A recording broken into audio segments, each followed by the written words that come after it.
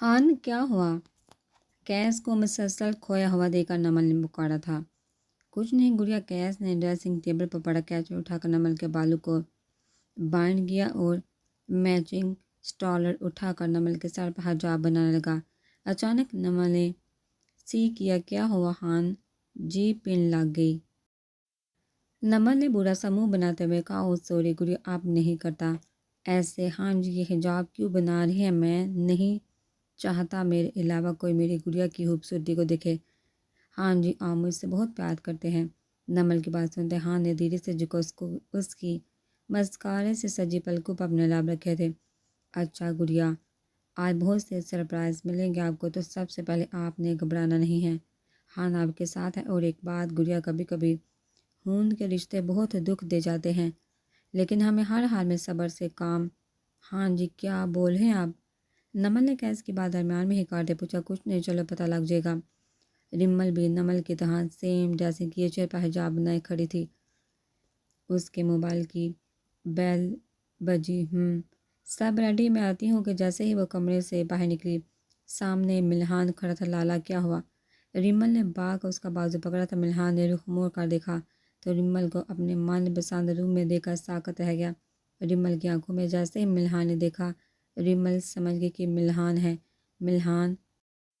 ملہان کے ہونٹوں نے سرگوشی کی۔ خواب کی کیفیت میں اس نے رمل کے ماتھے پر لب رکھے اور کتنی دیر وہ اسی پوزیشن میں کھڑا رہا، رمل کی خوشبو خود میں بساتا رہا، جب پیچھے سے حلا بیگم کی آواز پر دونوں ہوش میں آئے تھے۔ جہاں دیکھو بے شرمی پھیلائے کھڑے رہتے ہو۔ نمل، تم ادھر آؤ، ماما کی بات سنو۔ نمل کہنے پر رمل نے بے ساختہ سکون کا سانس لیا تھا کہ آج اس کے حجاب نے اسے بچا لیا تھا، ورنہ آگے کا سوچ کر اس کے رونگٹے کھڑے ہو گئے۔ اس سے پہلے کہ رمل کو جواب دیتے حلا بیگم کا فون رنگ ہوا تھا۔ وہ آگے تو اوکے، سیدھا حویلی آ جاؤ۔ ملہان اور رمل نے جلدی سے دوڑ لگاتے روم کا دروازہ بند کیا تھا۔ بچ کے دونوں ایک ساتھ بولے تھے، پھر ایک دوسرے کی طرف دیکھا۔ دونوں نے بے ساختہ قہقہ لگایا تھا۔ ہنستے ہنستے رمل کی آنکھوں سے آنسو بہنے لگے تھے۔ آپ کیوں آئے؟ آ گئی میری یاد؟ ملہان کے سینے پر ہاتھ مارتے اس نے نم آنکھوں سے بولا تھا۔ ملہان نے اس کے لبوں پر ہاتھ رکھتے خاموش کروایا تھا، پہلے تم سے لیا وعدہ توڑ کر آیا ہوں، کچھ مت کو، اگر میرا ضبط ٹوٹا تو فنکشن اٹینڈ نہیں کر پاؤ گی۔ رمل نے بے ساختہ ملہان کے سینے پر لب رکھے تھے۔ ملہان، یہ دوری بہت تڑپاتی ہے، ایسا ظلم مت کرے، ادھر دیکھو، پہلے یہ بتائی اعتبار نہیں مجھ پر؟ خود سے بھی زیادہ، پھر بار بار یہ مت کہو کہ ظالم ہوں میں، اس پر آ کر بات کرتے ہیں۔ ابھی فنکشن ہونے والے چلیا نابیہ وائٹ کلر کا پرل والا ڈریس پہنے اسٹیج پر بیٹھی تھی۔ پتہ نہیں ان لوگوں نے آغا جان سے کیا کہا تھا جو وہ کمبائنڈ فنکشن کرنے پر تیار ہو گئے تھے۔ تبھی اسٹیج پر لڑکے والوں نے آنے کا شور مچایا۔ بڑے لوگ بڑے کام، اتنے میں تو غریب لوگ 2 شادیاں کر لیتے ہیں جتنے میں یہ لوگ منگنی کر رہے تھے۔ حویلی کا بیک ایریا پھولوں سے سجا ہوا تھا، رنگ برنگے لائٹس، وی آئی پی ماحول بنا ہوا تھا۔ لڑکے کے اسٹیج پر بیٹھتے آغا جان نے رسم شروع کرنے کا بولا۔ اس سے پہلے کہ وہ لڑکا نابیہ کا ہاتھ پکڑ، اچانک سب لائٹس بند ہوئی۔ کیس سامنے مائک پکڑے کھڑا تھا۔ لیڈیز اینڈ جینٹلمین، یہ رسم شروع کرنے سے پہلے کچھ یادیں آپ لوگوں کے ساتھ شیئر کرنا چاہتا ہوں۔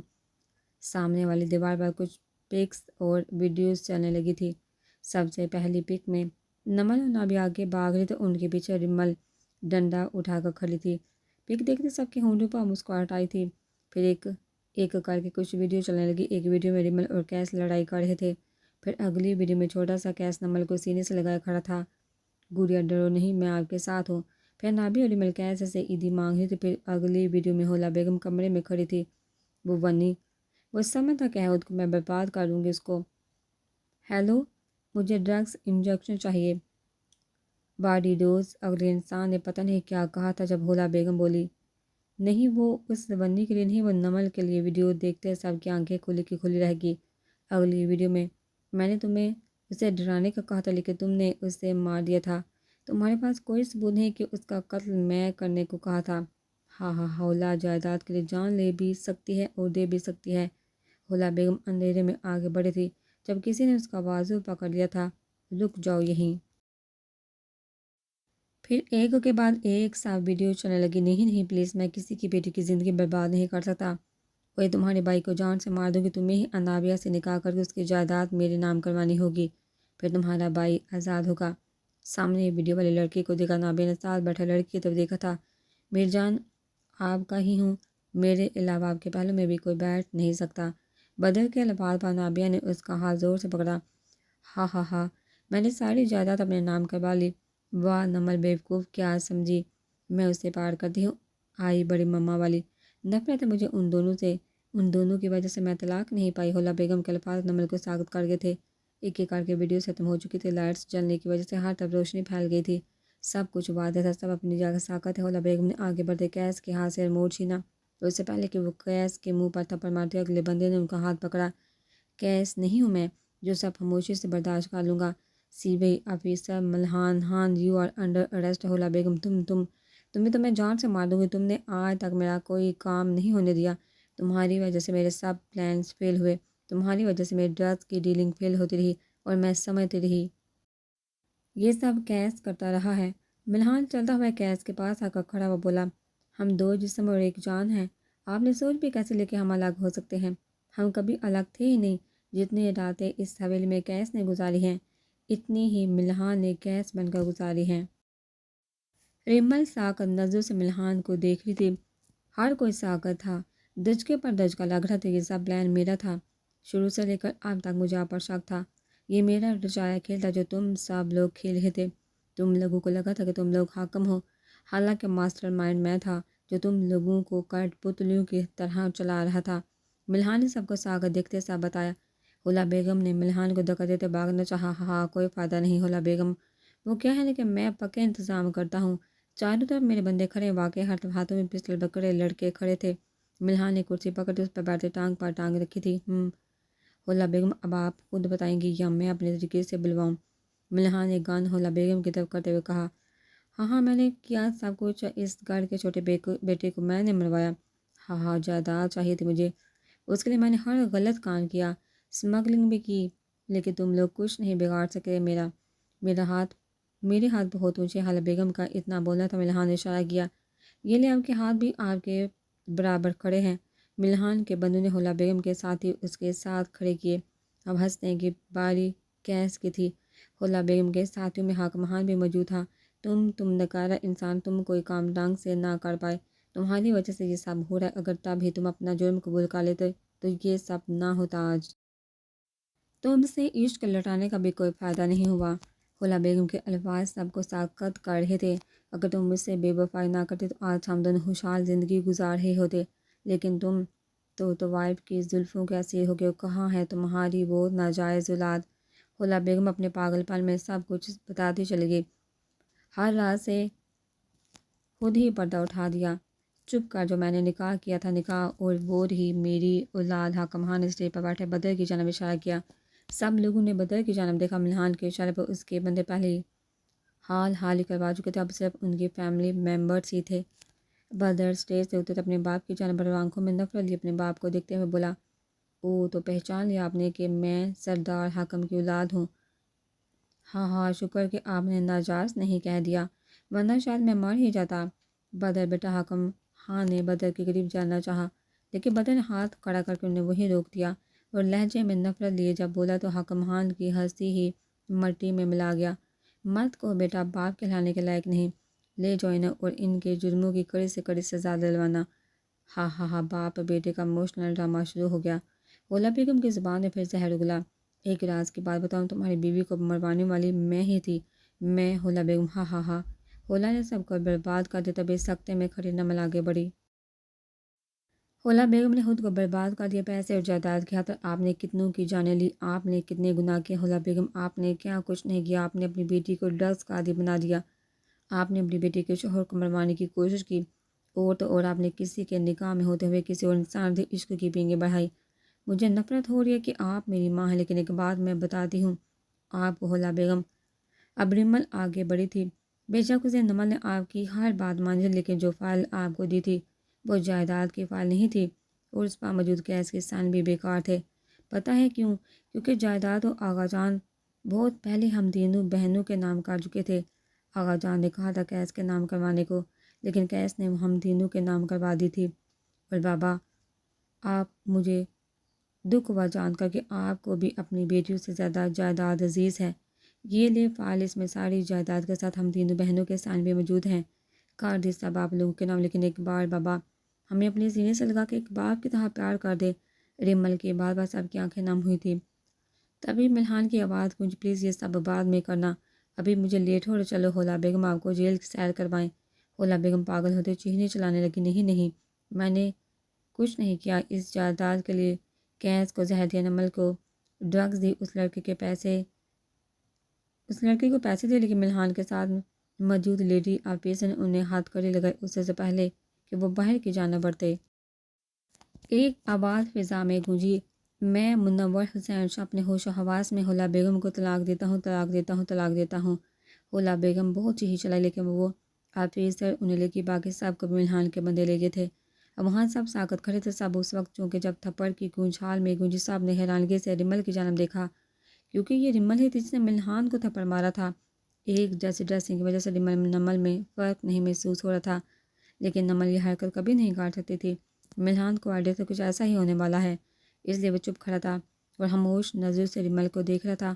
آتو ریمل کو اس کے دیکھنے کا انداز بھی بدلا بدلا لگ رہا تھا۔ کیس باغ کر آگے آیا اور کچھ کہنا چاہا۔ ریمل، لالا پلیز، یہ ہمارا آپس کا معاملہ ہے۔ پوری زندگی ریمل نے بس ایک ملحان کو سیرس لیا، اس کے علاوہ دنیا کی مجھے رتی پر پرواہ نہیں، لیکن ملحان آپ جب خطبہ پیتی تو محسوس ہوا تھا نا کہ ٹوٹنے کا درد کیا ہوتا ہے، یا وہ سب بے ڈرامہ تھا۔ ملحان خاموش سرد نظر سے ریمل کو دیکھ رہا تھا۔ میں نے آج تک کسی کو نہیں چاہا، بس ایک آپ سے محبت کی، جس تانے نو لگ دیے اور تان نہیں جانے۔ ریمل نے نم آنکھوں اور بھیگے لہجے میں کہتے اپنا روح آغا جان کی طرف کیا تھا۔ بے سادہ چلتی وہ آغا جان کے سامنے آئی، سر جھکاتے ہوئے نم آواز میں بولی، شرمندہ ہوں آغا جان، معاف کر دیجیے گا۔ سامنے کھڑے شخص بے شک ہر جائی ہے، لیکن میرا فطور ہے۔ اس پر پھر ریمل نے آغا جان کو بتایا کہ کیسے اس نے ملحان کو کڈنیپ کر کے اس نے نکاح کیا۔ آغا جان معافی چاہتے ہیں جو آپ کا سر جھکا دیا، لیکن دل کے ہاتھوں مجبور ہو چکی تھی۔ آغا جان خاموشی سے سب سن رہے تھے۔ ریمل ہچکیاں لیتے سب بتا رہی تھی۔ جب ریمل کے بابا نے ریمل کو سینے سے لگایا، ریمل تو میرا بیٹا ہے، کیا ہو گیا اگر بسان سے نکاح کر لے؟ ویسے بھی ریمل شاہ کو کچھ تو یونیک کرنا چاہیے تھا۔ منور حسین کے اشارے پر آغا جان نے بھی ریمل کے سر پر ہاتھ رکھا تھا۔ ہولا بیگم کے جھٹکے سے ابھی سب سنبھلے نہیں تھے کہ جھٹکے پہ جھٹکا مل رہا تھا۔ آغا جان نے بھی دل بڑا کر کے ریمل کے سر پر ہاتھ رکھا تھا۔ تبھی آغا جان نے سب کے سامنے کیس اور نمل کے ریسیپشن، ملحان اور ریمل کے نکاح کا اعلان کیا تھا، جب کیس نے سب کے سامنے نابیہ کا ہاتھ بدر کے لیے مانگا تھا۔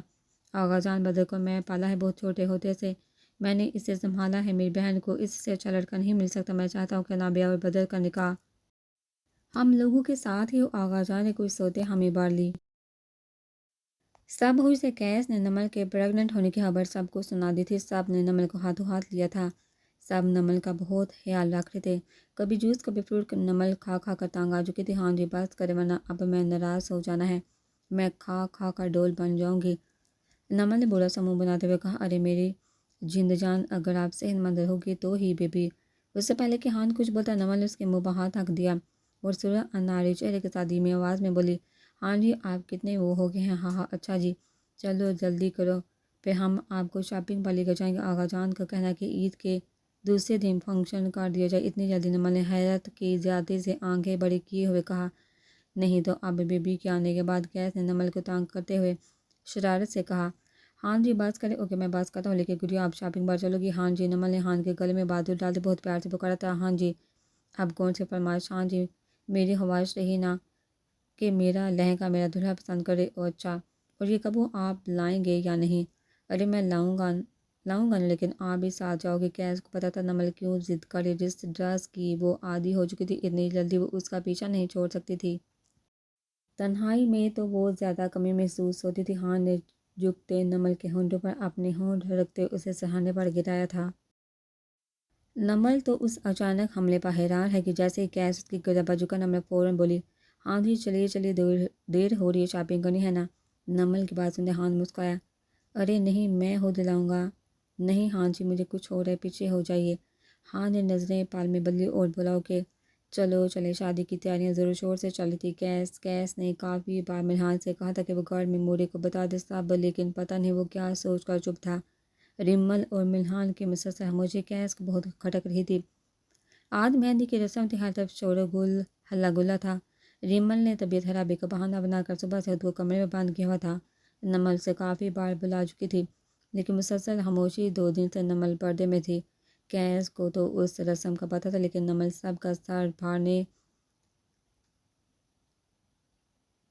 جا رہی تھی کہ مجھے ہاں جی کے پاس ہی جانا ہے۔ آج بھی جب مہندی لگانے والی آئی تو نمل نے اسے بھگا دیا، جاؤ یہاں سے، مجھے نہیں لگوانی مہندی۔ اپنا دوپٹہ اتار دے اس نے زمین پر پھینکا اور چلائی، ہاں جی کو بلائی ورنہ میں کوئی رسم نہیں کروں گی۔ آخر کار تانگ کر کے کیس کو پیغام بھیجا گیا۔ کیس جیسے حال میں داخل ہوا، سب نے دبی دبی ہنسی سے کیس کو دیکھا۔ وہ حیرانگی سے اندر کی جانب بڑھ گیا۔ ڈھولکی کی آواز پوری حویلی میں پھیلی ہوئی تھی۔ کیس جیسے روم میں داخل ہوا، اڑتا ہوا گلاس آ کر کیس کے پاؤں پر گرا تھا۔ میں نے کہا نا ہاں جی کو بلائی، مجھے نہیں لگوانی مہندی۔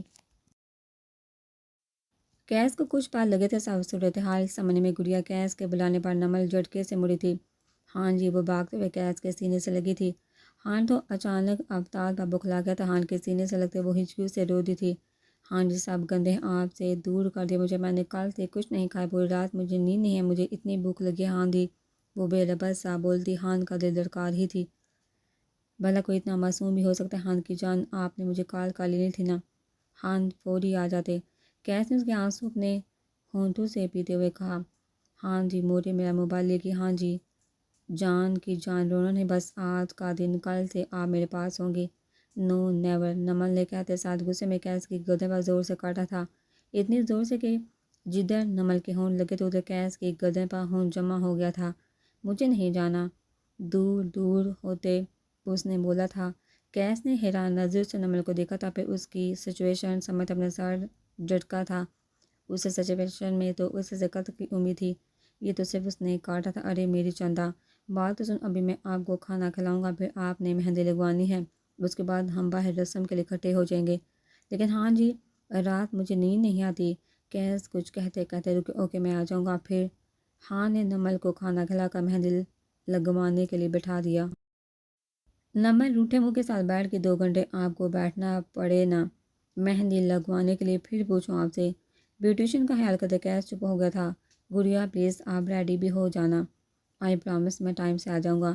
اوکے کر دوں گی احسان آپ پر۔ ہان مسکراہٹ چھپاتا باہر کو بڑھا تھا۔ اچانک نمل نے مہندی والی سے اپنا ہاتھ چھڑوا کر ہان کے پاس جاتے اپنے پاؤں اٹھا اس کے ماتھے پر اپنے لب رکھے تھے۔ شکریہ میرا اتنا خیال رکھنے کے لیے۔ ہان تو سٹپٹا کے رہ گیا تھا، ادھر ادھر دیکھتے ہوئے جلدی سے باہر نکل گیا۔ میرا شرمیلا پیا، نمل نے چہرے پر مسکراہٹ سے جیسے سوچا۔ پھر نمل نے شرابت سے مہندی لگوائی، امیکا بھی کروایا تھا اور اس کے ہاں جی کا حکم تھا، انابیہ جی مورے آپ تیار نہیں ہوئے؟ جی مورے ہو رہی ہوں۔ اوکے آپ پہلے تیار ہوں پھر مہندی لگوانا، جی مورے۔ انابیہ گمسم سی بیڈ پر بیٹھی تھی جب اچانک کمرے کی لائٹ بند ہو گئی۔ اس سے پہلے کہ انابیہ چیختی کسی نے اس کے لبوں پر ہاتھ رکھا تھا۔ آپ جی میں اب بتائیے اداس کیوں، آپ اور مہندی کیوں نہیں لگوا رہی آپ؟ لیکن انابیہ کچھ بھی کہے بغیر اس کے سینے سے لگی تھی۔ آئی ایم سوری، انابیہ نے روتے ہوئے کہا تھا، کیا ہو گیا ہے یہ آپ کو، کیوں اتنی پریشان ہیں آپ؟ ابھی تو غم کے دن ختم ہوئے، ابھی ہی آپ ایسے کر ہی ہیں؟ بدر جی میری جان بولیے۔ میں نے اس دن آپ کو ہرٹ کیا تھا جب آپ نے آپ سے آپ کے والدین کو لانے کا کہا تھا۔ چپ، بالکل نہیں رونا، میں بالکل ہرٹ نہیں ہوا تھا، بلکہ مجھے اچھا لگا تھا کہ میری جان سب کی دعا سے میری زندگی میں شامل ہونا چاہتی ہیں۔ آپ نے کیسے برداشت کر لی؟ سب چپ، بالکل چپ، اتنی خوشی کا دن ہے ہمارے لیے اور آپ اداس باتیں کر رہی ہیں۔ مہندی لگوائیے جلدی سے، اور خبردار اگر آپ اداس ہوئی تو مہندی مجھے آپ سے لگوانی ہے، انابیہ نے روٹھے پن سے کہا۔ واٹ مجھ سے؟ جی لیکن میں کیسے؟ جیسے مرضی، میں جانتی ہوں آپ بہت اچھی ڈرائنگ کرتے ہیں، تو بس میرے ہاتھوں پر خود کا عکس بنا دے۔ بیا یار جائیے، نہیں لگوانی مہندی۔ اوکے میں لگا رہا ہوں، لیکن اگر خراب ہو گئی نا تو مجھے مت کہنا۔ انابیہ نے اپنے دونوں ہاتھوں سے بدر کے رخسار کھینچے تھے۔ ایسا نہیں ہو سکتا جناب کہ آپ خراب لگائیں۔ انابیہ نے چاہتے ہوئے مہندی اس کے ہاتھوں میں دی تھی۔ جیسے ہی بدر نے انابیہ کے ہاتھ پکڑے، اس کے ہاتھوں کا سر لمس بدر کی روح تک کو سراب کر گیا۔ انابیہ کے ہاتھوں کی کپکپاہٹ بدر محسوس کی تھی۔ اتنے انتظار کے بعد بالآخر اس نے اپنا فطور حاصل کر لیا۔ اس نے گہری نظر سے بدر کو گہری نظر سے انابیہ کو دیکھا تھا۔ انابیہ نے نظریں جھکا دی اور جھنجھلاتے ہوئے کہا، اب آپ تنگ کریں گے مجھے؟ ہاں نہیں۔ لگاتار ایک جھٹکے کی محنت سے بدن انابیہ کے ہاتھوں کو پھولوں کی طرح سجا دیا تھا۔ انابیہ کی ہتھیلیوں میں ایک کپل بنا کر سائڈوں پر ڈیزائن بنا دیا تھا۔ واؤ، بہت پیارے۔ انابیہ نے چہکتے اپنے لب اس کی داڑھی پر رکھے، پھر خود ہی شرمندہ ہوتے ہوئے اپنے ہاتھ منہ پر رکھنے لگی، جنہیں تیزی سے بدن نے کلائی سے پکڑتے روکا۔ وہ شرمیلی عورت ابھی مہندی حلاب ہو جانی تھی۔ بدن نے کہتے اسے آنکھ ماری، مجھے بہت پیارے لگے، اگر نظر لگ گئی تو اگر آپ دوسری سائڈ پر بھی اپنے لبوں کا لمس چکھائیں گی تو پھر میں اس کی نظر اتارنے کے بارے میں سوچ سکتا ہوں۔ انابیہ نے بدن کو گھورا تھا، جلدی بولے گی، کوئی کام نہیں کرنے والی۔ پھر انابیہ نے آہستہ سے اپنے لب دوسرے رخسار پر بھی رکھے۔ بدن نے انابیہ کا بازو پکڑتے بازو سے شرٹ اوپر کرتے اس کے بازو کے سٹار پر ماشاءاللہ لکھ دیا۔ اب نہیں نظر لگے گی، شکریہ اتنی پیاری مہندی کے لیے۔ اب آپ مجھے اداس نظر نہ آئیں اور پلیز مہندی پر گھونگھٹ ڈال کر آنا، میں نہیں چاہتا میرے علاوہ کوئی اور آپ کو دیکھے۔ جو حکم سرتاج، اوکے اب جائیے، کوئی آ گیا نہ تو؟ ہاں جی، مہندی لگوانی تھی تب تو کسی کا ڈر نہیں تھا، بدر نے مصنوعی غصے سے کہا۔ پیار کیا تو ڈرنا کیا؟ انابیہ نے کہتے واش روم کی جانب دوڑ لگا دی۔ ریمل کمرہ بند کیے بیٹھی ماضی کی یادوں میں گم تھی۔ سب کچھ ایک فلم کی طرح اس کی آنکھوں کے سامنے چل رہا تھا۔ جب دروازہ ایک بار پھر سے ناک ہوا تھا، کون؟ ریمل، آپ وہ ہم ہیں۔ باہر سے انابیہ نمل کی آواز آئی تھی، تم دونوں کیا کرنے آئی ہو؟ رسم کرو جا کر۔ وہ دونوں مہندی کے لباس میں کھڑی نظر لگ جانے کی حد تک بہت خوبصورت لگ رہی تھی۔ اورنج اور گرین کنٹراسٹ شرارے پہنے دونوں بہنیں بہت پیاری لگ رہی تھی۔ چلو آپ وہ، ہم آپ کو ساتھ لے کر ہی رسم شروع کریں گے، لیکن اس سے پہلے کہ ریمل کچھ بولتے نمل جذباتی انداز میں اس کے گلے سے لگی تھی۔ آپ ہماری خوشی کے لیے اتنا بھی نہیں کاٹ سکتے۔ ریمل کو اپنا آپ خود غلط لگا تھا۔ وہ کچھ سوتے ہوئے بولی، اوکے میں ہو رہی ہوں تیار۔ نمل کے کہنے پر پروڈیوسر نے جلدی سے ریمل کو تیار کیا تھا۔ مہندی بھی لگا دیں آپ دونوں مل کر، جلدی جلدی پلیز، ہیوی نہ ہو، مجھے سمپل پسند ہے۔ Okay ma'am. ریمل کے مہندی لگتے ہیں مورے اندر ڈالے اور تینوں کو ایک ساتھ دیکھ کر ان کے منہ سے بے ساختہ ماشاءاللہ نکلا۔ اللہ پاک نظر بد سے بچائے، آمین۔ چلو بیٹا، سب انتظار کر رہے ہیں، رسم شروع کرنی۔ تینوں ایک ساتھ باہر نکلی تھی۔ مورے نے تینوں کے چہرے پر ہلکا سا گھونگھٹ کر دیا کہ صرف لب ہی نظر آ رہے تھے۔ جیسے وہ تینوں ہال میں داخل ہوئے، تینوں دولہے جو پہلے سے اسٹیج پر بیٹھے تھے کھڑے ہو گئے۔ گولڈن کلر کے کرتے کے ساتھ سفید شلوار پہنے وہ تینوں ایک سے بڑھ کر ایک لگ رہے تھے۔ کیس اور ملحان میں تو فرق کرنا مشکل ہی نہیں، ناممکن لگ رہا تھا۔ انابیہ کو تو فوری بدر نے ہاتھ پکڑ کر اسٹیج پر کھینچ لیا، لیکن اب ریمل اور نمل گھونگھٹ نکالے کنفیوژن میں تھی کہ اس کے والا کون سا ہے۔ ادھر ملحان اور کیس کا بھی یہی حال تھا۔ سیم ڈریسنگ نے بیڑا غرق کر دیا تھا۔ اس سچویشن میں سب کا مشترکہ قہقہ نکلا تھا، ہا ہا ہا۔ اب یہ تو آپ لوگوں کو پتا ہو کہ کون کون ہے۔ موری کی آواز پر نمل اور ریمل نے اپنے گھونگھٹ سرکا دیے۔ اب کیس اور ملحان کا برا حال تھا۔ ان دونوں کو سمجھ نہیں آ رہی تھی کہ ریمل کون سی اور نمل کون سی۔ ریمل کے بالوں سے شاید پہچان لیتے اگر وہ ایکسٹینشن یوز نہ کرتی۔ اب وہ بوائے کٹ میں عجوبہ ہی لگنی تھی۔ آپ وہ اسٹیج پر تو چلے، پھر دیکھتے ہیں کیا کرنا۔ نمل نے ریمل کے کان میں کہا اور اس کا ہاتھ پکڑ اسٹیج پر چڑھی۔ پھر ان دونوں میں سے ایک آگے بڑھ تیزی سے ریمل کا ہاتھ جو نمل کے ہاتھ میں تھا وہ ملحان کو پکڑا اور خود جا کر کیس کے گلے میں بازو ڈالتے ہوئے بولی، ہاں جی، کیسے ہو سکتا کہ نمل آپ کو نہ پہچانے؟ یہ تو پھر نمل کی محبت کی توہین ہوگی۔ نمل نے کہتے کیس کی گردن کو آہستہ سے سہلایا تھا۔ ہاں جی کہنے پر کیس نے بے ساختہ شکر کا سانس بھرا تھا کہ نمل ہی کیمرہ مین نے یہ لمحہ جلدی سے کیپچر کیا تھا۔ سب ہرٹنگ کرنے لگے اور بدر نے تو بے ساختہ سیٹی بجائی، اس کی شوہی عروج پر تھی۔ ویسے بھابھی کیسے پہچانا؟ بدر نے نمل سے پوچھا۔ یہ تو میں ہاں جی کو ہی بتاؤں گی، نمل نے ایک ادا سے جواب دیا۔ کیس سمجھ چکا تھا کہ نمل اسے گردن کے نشان سے پہچانا ہے، بہت ہی تیز ہو گئی ہیں اب۔ کیس نے ساتھ بیٹھی نمل کے کان میں سرگوشی کی، بابا ہاں جی آپ سے ہی سیکھا ہے۔ نمل کے کہکے پر ریمل نے اس کے کہکے کے دائمی ہونے کی دعا کی تھی۔ سب نے نمل کو کیس کے ساتھ خوش دیکھتے انہیں دعا دی تھی۔